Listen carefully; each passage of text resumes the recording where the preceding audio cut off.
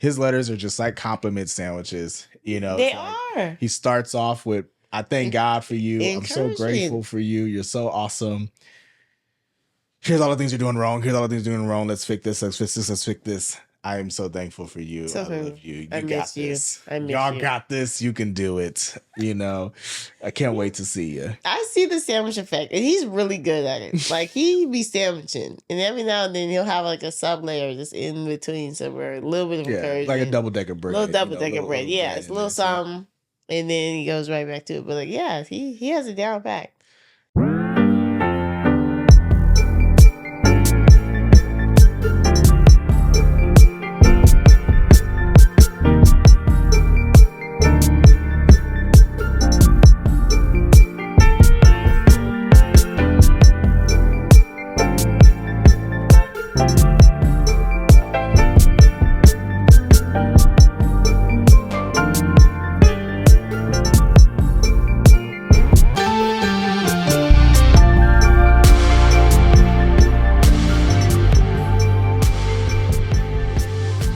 Yo, welcome back to the Vibes Daily Podcast. It is day 332 of our year-long series we have titled Devoted. We journey through the entire Bible from cover to cover, from Genesis to Revelation. You have joined us here in the book of 1 Corinthians, and I am back again, joined by my wife, Victoria, as we continue to make our way through this letter of Paul's. We are now on the back end of this letter to close this one out before picking up with 2 Corinthians tomorrow, which we'll finish this week with. But we last left off really with Paul reminding these Corinthian people to really examine themselves when taking the Lord's Supper. There were some issues with some people leaving hungry and others leaving drunk, and really just trying to consider one another in that regard. And as we talked about with the start of chapter 11, it kind of starts a section of this letter that is really about order in the worship service and the gathering specifically.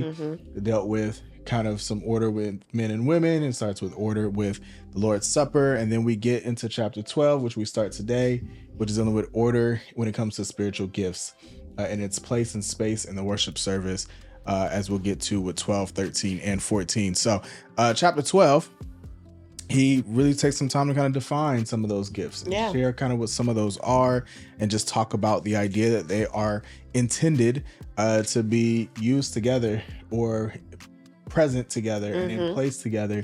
What jumps out to you here in chapter 12 as he talks about the diversity of the spiritual gifts? Yeah, I just think the uniqueness of this part of the letter just really jumps out to me about just like how the Holy Spirit impacts us individually in regard to like the collective body, the collective church. And so it was in verse 5 where he says there are different ministries but the same Lord, and there are different activities but the same God works all of them in each person. And I think it's just interesting because, as Paul has noted a couple of times throughout his letters, that like he has defined what his purpose was, right? Like, my purpose is to take stuff to the Jews. Like Peter's purpose is to take it to Paul's like, I'm taking it to the Gentiles. Peter's job is to take it to the Jews. And like there's certain things that he said, like I don't baptize, right? Like I didn't come here to baptize. I came to like spread the good news, the gospel. And so for me in reading, sometimes I'm like, okay, Lord, like, what do you want me to do? Like, what is my charge? And I think spiritual gifts are really interesting because it kind of does give us like, what's your position on the field, like in terms of the body of Christ, and not just like that's not your whole purpose, right? But like, what has God instructed you to do and equipped you to do and would like for you to, show up to do. And so I think it was like interesting though that like he goes through once, and even towards the end of this chapter, talks about like how God has appointed them, like verse 28, like first apostles, second prophets, third teachers, next miracles. Then kind of even breaks it down towards of like order. Because like you said, he is kind of like giving structure, and everything works in some type of hierarchy here, right? Just God the Father, Christ, like man, woman, like, there's still order and all of that. And so yeah, I just think it was just interesting that he laid it out and he spelled out some of the things we should be looking for as terms of like, Lord, what am I good at? Like, what does the church need me? Like, when I come into the room, what are you calling me to do? Are you calling me to teach, right? Or am I supposed to be sitting still and listening for a word to prophesy from you? Like, should I be, looking to potentially find somebody who needs healing, or wait for that person to come up to me in conversation and that be my opportunity to tell them about Jesus and heal them, right? Like, what should I be doing and be intentional about that, just like Paul was intentional about his ministry. In addition to everyone's ministry of making disciples. But yeah. Okay. Yeah, I think what probably stuck out to me was just like the, I guess, necessity for every gift. Yeah. Right. So like in the middle of this chapter is when he kind of talks about this illustration for that all of these gifts in the church are essentially like different parts of a body, the human body, right? And he talks about like there's so many things that he uses. This illustration is a great illustration that Paul uses because it covers so many facets and layers to the purpose of gifts in the church. But like he uses it to describe the fact that one, we can't do without any particular gift, right? Like if we don't have hands, we are missing something, right? There's something that we cannot function at full capacity. If we don't have feet the same way, if we don't have our nose, we're missing something, right? Whatever the case may be, that any part of the body that we are without, we know as humans, like we would lose function in some way, right? And so like he gives that, but then he also gives the idea that like, and even some of the gifts that you think are insignificant are some of the most significant and most needed, because even if you think about your own body, some of the parts that we think, that we hide, that we don't share with people, whatever, are some of the most significant parts of our bodies in a lot of ways, right? And so like, he kind of uses this illustration to talk about both. And so I think, again, what stuck out to me is just like we need it all. And I shared this on Monday when I talk about the idea that like division is, one of the biggest issues in the church, in my opinion. Right. And this is like one of the passages that kind of challenges me in that, because I think my experience has been, and I can't speak for every church or every experience, but like my experience has been oftentimes some of the things we're divided about are things like these gifts. Yes. And that like we tend to gravitate towards churches that elevate our gift or the gift that we are most either comfortable with or drawn to, right? And so like, but all of them are necessary, right? You can't have a church with amazing healings and amazing prophecy but lack teaching. Yes. Right? And you can't have a church with amazing in-depth teaching and great helpers in administration but lack prophecy and miracles, right? Like you can't have a church to do those things and it be a complete church. Like there's something that's missing in that body, right? Sure, and again, I acknowledge that like the local church does not necessarily need to be all of those things in every space. Like churches together can kind of make up the body, right? Because we're not multiple churches, we're one church. But I do think that it's still being intentional about being together, right? Which is not something you pretty much see on Sundays. Yeah, right? Churches be going with each other. Like church on this corner gets together with this church on that corner, and that church across the city to meet the needs of the entire community, right? Yeah, like I should be able to call up pastor such and such that I know is gifted in healing, or member such and such that I know is gifted in healing, even if that member is not a member of my church, quote unquote, right? Like, or my local church does not attend my local service. That like we should have that kind of be that kind of body, right? And vice versa. If there's a church that has great administration and I'm trying to plan something, like we should be able to lean on that church or that community or those people. And so I think like this is one of those areas I feel like where we are, our division becomes an issue, or our silos and that kind of thing becomes an issue, because the way Paul described it to me is we are meant to run at full capacity and without limitation together. Yes. With all of these all of these gifts manifesting and being present all together in one space and place. And so again, it just challenges me to not be intimidated or caught off guard, or even to disregard gifts that aren't like mine. Right? That I may not be gifted in myself. And I pray that vice versa, that's the case, right? That others who are gifted in other ways aren't put off or, conflicted with the gifts that God has given me as well, right? So that's kind of where I really took away, was just the need for all of them in one place. Yeah, definitely. Yeah, I think that would make a more holistic and effective church if we did that. Yeah, for sure. Yeah, I even love this suffering part in verse 26.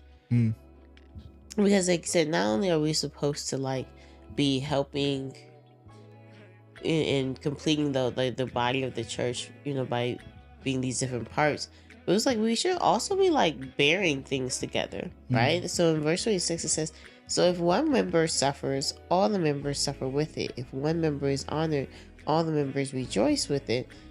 And so it's kind of you hurt, I'm hurt. You joyful, I'm joyful. You hear a word from the Lord, we all heard a word from the Lord, right? Different things. And I mean, for someone who comes from a background of being in a sorority, I get this, right? And that's with my conflict in being a sorority is we should be this like a church, right? At church, I understand when my sister, we all of us are affected by one person, right? And so yeah, it just makes sense that this is how we're supposed to operate, because we are supposed to be one, just like Christ's body is one. Yeah, that's good. Yeah, so verse 13 really is a pickup right after verse 31. I mean, chapter 13 is a pickup right after verse 31 in chapter 12, right? Because it says, but desire the greater gifts and I will show you an even better way. And he's leading us into chapter 13 to say this is the better way. So this is important because this is right in the middle of this whole section we're talking about.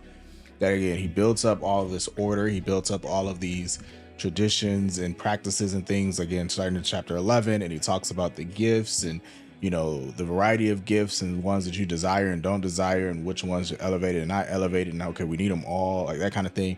And then he just starts in chapter 13 and says but look, even if I have all those things, if I can speak in tongues and heavenly languages, if I can, prophesy and have all understanding and mystery knowledge, if I have all those things, but I do not have this one key thing, love, I have nothing. Means nothing.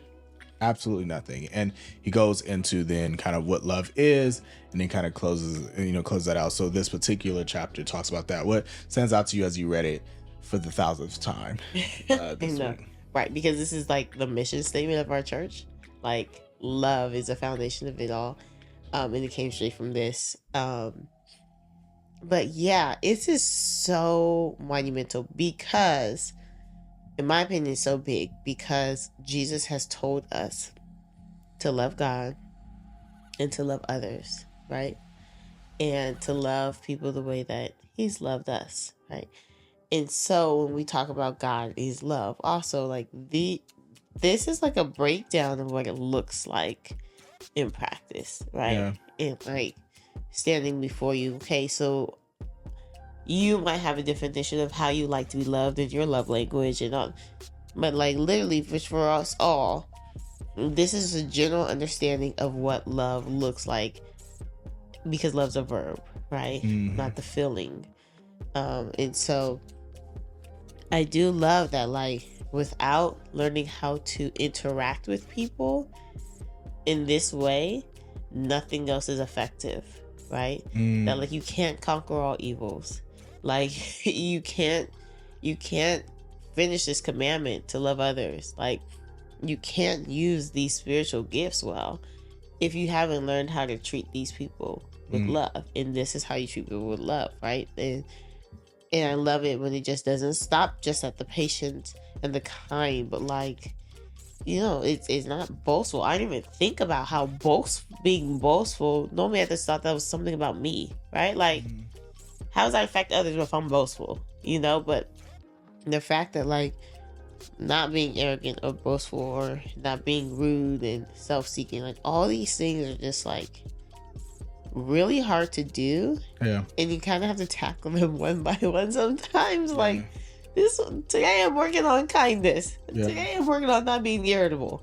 Like, today I'm looking at, I'm not trying to gossip or anything. I'm trying to rejoice in the truth, right? Like, yeah. And so, I just think that it's just so pivotal that it comes down to the things that are listed here in this chapter in terms of what really pleases God. And, like, the way that we love him by obeying him, right? And then loving others in this way. Yeah. What are your thoughts? Yeah, I mean, I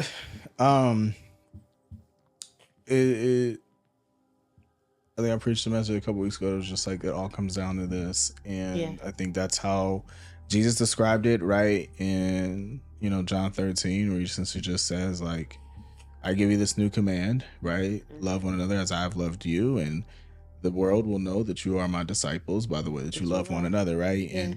And I think that is the way that kind of summarizes this chapter to me, is that, like, none of that stuff matters, man. Like, and I just think we can bring this forward in so many ways. Of, like, we could have the most organized, cleaned, well scheduled, best lights and most professional praise team, best preaching, and, like, best kids program, and whatever ministry, and, like, we have all those things. Mm-hmm.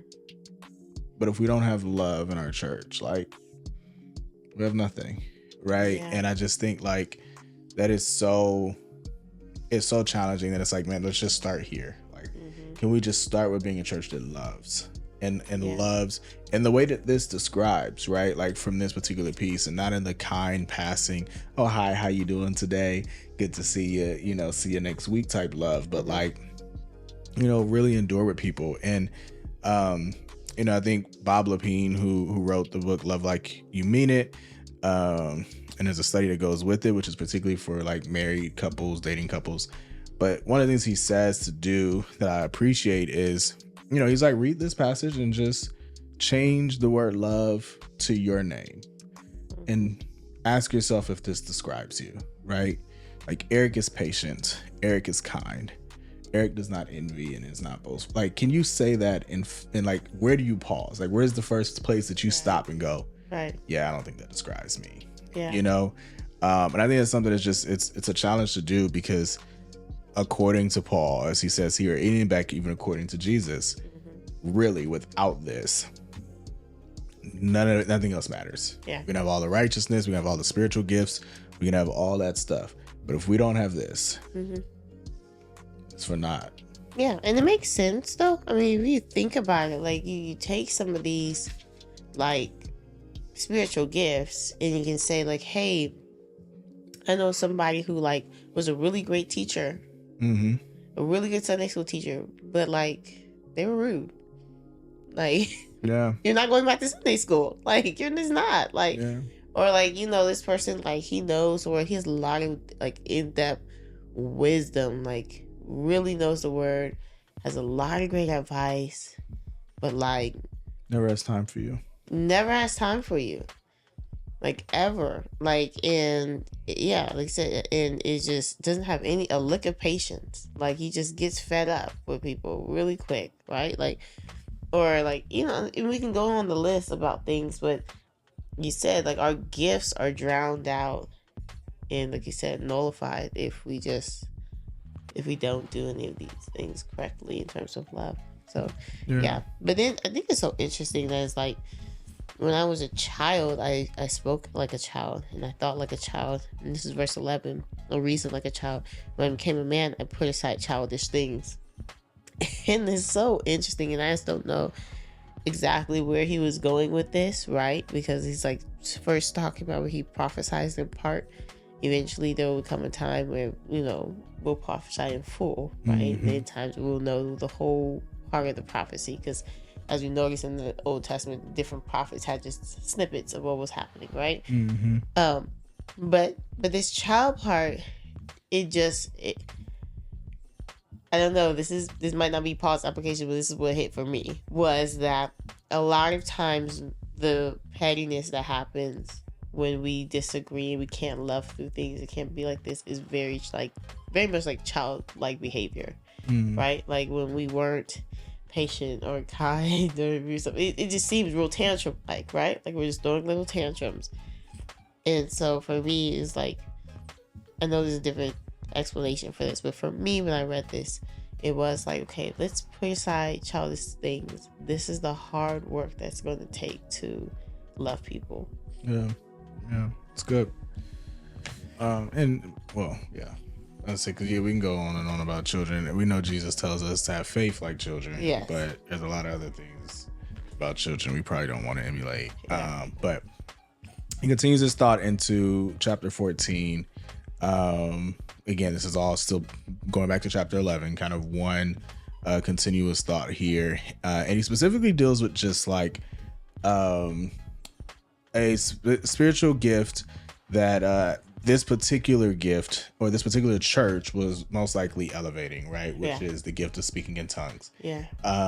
And this particular church was elevating it to the point that it was the gift that people were pursuing and desiring. It's what they wanted. Yeah. But he kind of makes the argument of two arguments. Number one, back to what we just said before, no gift is more important than another. Right. Like, let's just keep that in mind. However, if you want to pursue if there's a gift that you want to pray to the Lord for, like pray for prophecy. Yeah. Because speaking in tongues is nice and all, but without an interpreter, it's not effective, and it edifies you more than it edifies the body. Right. And the reality is prophecy edifies the body. It speaks to the body. So he kind of makes that case for it, but I don't know what jumps out to you here in chapter 14 as he talks through that specific issue. Yeah, I think it's just, again, just the emphasis on who the gifts are for, right? Mm-hmm. Like, it's not for us. It's not to say this is the gift that I have to boast, or like you said, to draw attention to ourselves and to look for those demonstrative gifts, but it is to build up the church. That means to build up other people. Like, it is a servitude, right? Like, we should be serving others through our gifts, not look at me. And so, and which is exactly what Jesus did, right? Like, all that he did when he taught, when he healed, when he encouraged, when he shared wisdom, like when he prophesied, like all of it was for and through and out of love for people. And oftentimes it said, like, he had compassion on the people, and then, you know, as the crowds came, he healed them and different things. And so I do love how he kind of just like he changes the focus back to this: use a gift that's for others. Like, use a gift that is in line with Christ and his mission. And that means, like, to serve others, to build up the church. Right? Yeah. Because like the argument he's making is that, like, the gathering, your Sunday service essentially, or whenever your gathering is, whenever your service takes place, is about the community. Exactly. Right? That's the point of coming together. And so, and again, this is still in the context of order in the church, as we'll see even some other things that come right after here in 14. And so, like, everything that he's describing is like, look, there is a purpose and a reason that we gather. Yeah. And there's some things that need to be accomplished or should be accomplished in that time. And we ought to consider that purpose throughout all of it, right? Consider that purpose when it comes to even who speaks up when in the church, right? That, like, there's a purpose for all of this. So, like, as much as back to even one of the things he said earlier in this book, this letter, you know, everything is permissible, but not everything is beneficial, right? Like, just because we can have a testimony service in the middle of service doesn't necessarily mean we should, right? And I'm not saying the testimony service is bad, but like, he's kind of making that argument. And so, to your point, like, the prophesying is for the building of the church. Like, the verse I thought was very significant was 22,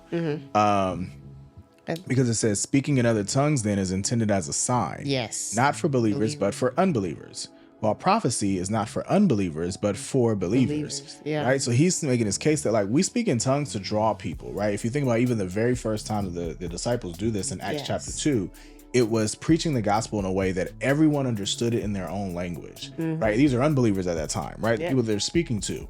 And they were able to hear and understand what Peter was saying in their own language and spoke in tongues in that particular case. So he's like, this is for the unbeliever in so many ways. Whereas prophecy, which as we know was always for God's people. Yeah. They were prophesying to God's people. These prophets were like, you repent, come, draw to him. We're talking to his people. And he's like, prophecy is for the believer. And so like, if we're going to be in church with believers, which is what the church is usually made of for the most part, let's prophesy. And even if an unbeliever stumbles in, as he says later in verse 24, like he'll be convinced by all and is called to account by all, and the secrets of his heart will be revealed. And as a result, he will fall face down and worship God. So like the prophecy can even benefit the unbeliever, if he comes into a place that there's prophesying. Whereas like speaking in tongues is much more for you, your quiet time. Do that with your prayers to the Lord, whatever. Yes, keep it to yourself. That's perfectly fine.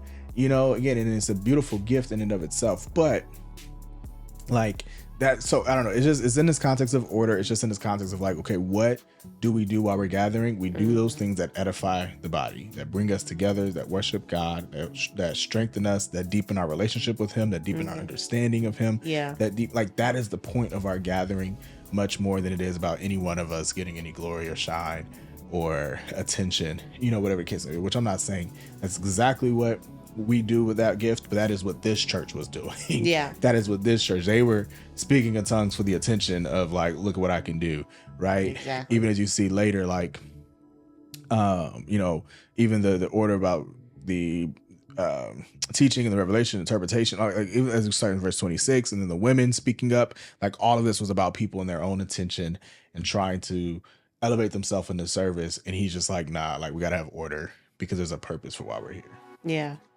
Yeah. And I'm so glad that you like mentioned that, because I did think it was interesting that even when he started to address, prophesy, he was like, there still needs to be order in that too. Yes. Right? Like 31, where you can call on prophecy one by one so that everyone may learn and everyone may be encouraged, right? Like, there has to be order. And he goes on, even to say, since God is not a God of disorder, but of peace, like, there has to be order. So you can tell that even in him writing to this church, there was like you guys are out of line a little bit on like how you're doing things, because in the very next verse of 33, the end of 33, he says, as in all the churches of the saints. And I think he's trying to show them like, okay, I'm not picking on you guys, but kind of like all these other churches are doing it this way. You guys are doing it this way. Like, there is a different way in how you're supposed to approach it. So you can tell that even when he gets to these women, these are women that were specific to this church that he is speaking to. Like, and I've heard it taught a little bit that these might have been even the same women that were referred to with like the head coverings possibly, or possibly they might have been the wives of the leaders of churches. Not quite sure. I haven't done enough research on that, but just knowing that like there was this like out of order that was happening here, and like you said, and probably speaking up in church, distracting others from actually hearing the word by whatever they were saying and doing, and like you said, speaking in tongues or the other things for self-gratification. And so it was like okay, in all these other churches there's a little bit more order here, and it just seems a little dysfunctional. And so it was a lot of like reteaching here of how they're supposed to conduct themselves. Like I said, it was important. He was really just kind of get to the bottom line of why we're here, why we come to the gathering. And again, it's not about you, it's about the body. It's about all of us, right? So definitely something for us to consider in our worship services as well, and how we kind of go about that. But chapter 15 as a whole is really just about the resurrection. One of the other issues in this church specifically is that there were some who were doubting the necessity of the resurrection itself, or whether the resurrection even took place, right? And Paul makes the case, if you just go all through 15, it's like the whole case is not only is the resurrection like significant. Yeah. Or let me say, not only is it true and did it happen, but geez, is it like the most significant part of our faith? Because if Jesus did not rise, all this is for nothing. We still going to hell. Like we still gonna die. Like, everything we say, everything, our entire faith, religion, whatever is built on the fact that Jesus rose from the dead. Yeah. Because if he just died and that's it, like we gonna die too. Like there's nothing left to it. So like he just really kind of makes that case about the significance of the resurrection. What jumped out to you here in that piece of chapter 15? Yeah, I think it was interesting that he's trying to even remind them like what he passed on to them, right? Like in verse 3, he's just like, for I passed on to you as most important, where I also received that Christ died for our sins according to the scriptures, right? That he was buried, he was raised on the third day. Like, he's like, remember what I taught you? Because this is exactly what they said. Like, either false prophets were going to come in, or they were going to get swayed by the teachers to even believe something like contrary to the gospel that they were originally preached, right?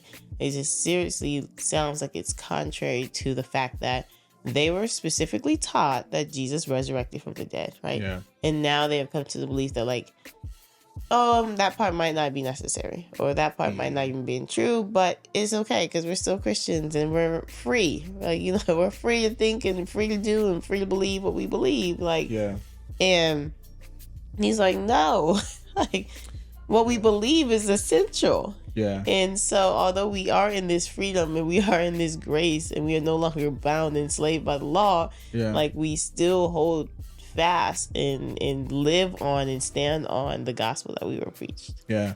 And I think it's important because we already know from Paul's letters thus far, just from Romans and now 1 Corinthians, that every issue is not one that Paul thinks is crucial or critical to our faith. Right. He has plenty of things that he has said, hey, what do you eat from the idols? It's kind of up to your consciousness, right? Or, what day you worship on, right? That's kind of up to you, right? Or which day is kind of set aside. Or, what spiritual gift you have and that kind of thing. It's not a huge deal, right? Whether you get married or not. Pros and cons. Pros and cons, right? Like you said, there's costs to everything. Weigh the options. But then he's like, there are some things that are not negotiable. Yeah. And the resurrection is not negotiable. Right. Right? Like this one is essential. There's no debate in this one. There's no going back and forth on this. There's no doubt. Like if you don't believe this piece, like legit going back to Romans 10:9-10, right? He says, confess with your mouth that Jesus is Lord and believe in your heart that God raised him from the dead. Like that is the crucial part. Like that is literally the crucial part in how you become saved. So he's like, this is one of those things that's it's non-negotiable. And I think it's important for us as believers to understand those things. What are those things that are non-negotiables in our faith? Yeah. Right? Jesus lived. That he was sinless, right? That he died. He was the Son of God, right? And that he ultimately raised, right? Those things are like non-negotiables. Right. What he taught, his actual words, like those things, like keep heed to those, right? Whether you are baptized full submersion or sprinkle, okay, we get what he was done, but like, was that critical to our faith, to whether or not you become saved? No, that's not critical to whether you become saved. It's just a difference in an understanding. Now, I won't say where I stand on that, but like I just say like those kind of things, maybe not. But what we do need to know is that we all believe that Jesus lived, that he is Lord, that he died, that he rose, and he's coming back again. Like those kind of things are not negotiable, and I just appreciate that he took a stance. Like, again, it's the whole chapter. Like, it's in a long chapter too. Right. Like he took a stance to say, like, no, this is an issue that like all these other things. I'm gonna kind of like talk a little bit about it here and tell you a little bit about it there, and give you a little bit of my opinion and say, this is not the Lord, this is me talking, whatever. Like he'll go through that, but for resurrection, he was like, no, let me make this absolutely clear. He did too. They're non-negotiable. Yeah, and he did. Yeah. Yeah, so like I said, he goes through a few different reasons. Like again, just that he's actually physically resurrected, and not that there are witnesses to it. Like he goes through all this evidence and support for it. He kind of gives a lot. So definitely encourage people to take time to read it if you did not read that particular chapter, because again, it is something that's extremely crucial if we take Romans and go back to how Romans deals with our sin and God's grace, his love, right, and that kind of piece, this part of First Corinthians deals a lot with the resurrection, which we don't really get in Romans all that much, and is another crucial foundational, what we call a doctrine, like something to really understand about our faith. But we close with chapter 16, and it's just his general goodbyes, as he tends to do at the end of a letter here. He has some kind of like reminders. This it feels like he's in the church. Well, yeah, but I was gonna say he's in the church and he's like doing the church announcements, like like we had the sermon, we had an altar call, we took them to the cross, reminded about the resurrection, called them to the Lord. And it's like, all right, just before I let you go, a couple announcements real quick. Right. We got this offering. Yep. Don't forget to put your offering in. Remember what you said? Yep. You said you were going to do it? Yep. I'll take it over to Jerusalem. Don't worry about it. And I'll be heading out to Macedonia. Yep. It's a reminder. You want to donate to the mission trip that's coming up here as well. I'll be there. I'll try to send pictures of my work there. And, he kind of gives that. And just like, it just feels like the final announcements at the end of the church service. Yeah. After he done dug into these Corinthians. He did. Well, he digs into the Galatians next. So listen, stay tuned. Okay. Because he goes in and. Oh, we haven't got to his second letter to the Corinthians. That's true. He's not done digging into Corinthians. He's not done. Okay? That was cutting up. But I just love it. It's just like at the end of it, after all of that, he still leaves them with, stand firm in the faith, be courageous, be strong, do everything in love. Like he still talks about just his love for them, and just acknowledges them. And I just appreciate that.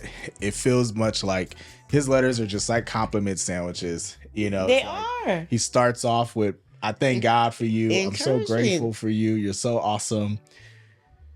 Here's all the things you're doing wrong. Here's all the things you're doing wrong. Let's fix this. Let's fix this. Let's fix this. I am so thankful for you. I love you. You got this. Y'all got this. You can do it. I can't wait to see you. I see the sandwich effect, and he's really good at it. Like he be sandwiching, and every now and then he'll have like a sub layer just in between somewhere, a little bit of encouragement, like a double-decker bread. It's a little something, and then he goes right back to it. But he has it down pat.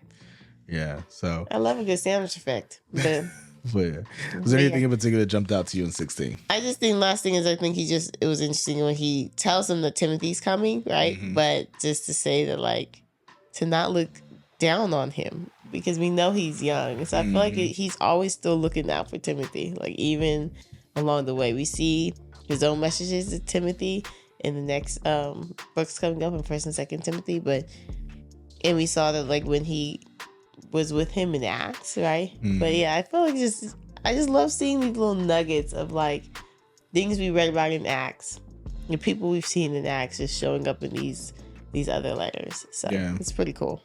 Yeah, I wonder if it was also the guest preacher effect. Yeah. Like you show up in the church and your pastor not preaching, right? It's like I want to show up the service. Right? He's like, nah, don't treat Timothy like that just because it's not me. Yeah. But that's good.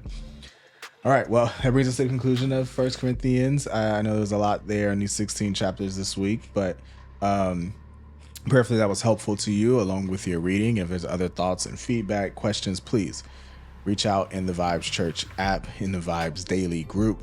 You can find a way there to kind of communicate, share your thoughts. We're always open to hearing those as well. But come back, join us tomorrow. We'll do 2 Corinthians over the next 2 days and close that out. But appreciate you joining us today on the Vibes Daily Podcast. Until then, take care. Thank you for joining us for the Vibes Daily Podcast. Be sure to like, comment, and subscribe on your favorite podcast platform or download our favorite, the Vibes Church app.